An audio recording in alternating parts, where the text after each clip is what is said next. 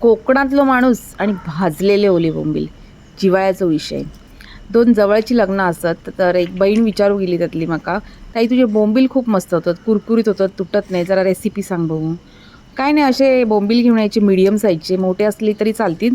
मधून कापून त्याचे दोन तुकडे करायचे आणि त्याका लिंबू नाही तर कोकमाचा आगोळ मीठ लावून अर्धा तास ठेवायचा. तर अर्ध्या तासाने पाणी येता काढून टाकायचा आणि असा वाटण लावायचा. त्याच्यात काय बेडगी मिरची घातलंय, हळद घातलंय, आपले धणे घातलंय, बडीशेप घातलं, तिरफळा घातलंय, मीठ लावून असा मस्तपैकी डब्यात भरून ठेवायचा. त्याका हे असा पापलेटा आणि तारली पण आणलेले आज. तर हे घालून मस्तपैकी असे दोन टिकल्यो लावून फ्रीझरमध्ये 1 तास ठेवायचा. जरा मुरून देत त्याच्यात तो मसालो आणि मग 1 तासानंतर काढायचा. असा मस्तपैकी रवो आणि तांदळाचा पीठ लावून त्याका आता छान नॉनस्टिक पॅनवर भाजायचा. लोखंडाचा तवो असला तरी चालत.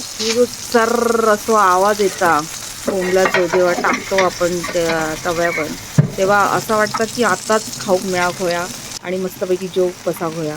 बोंबील आपण जेव्हा भाजतो तेव्हा आपण तव्यावर टाकतो तेव्हा मोठं गॅस करून मग ते तेलात टाकायचं असतं, म्हणजे ते परतताना तुटत नाही.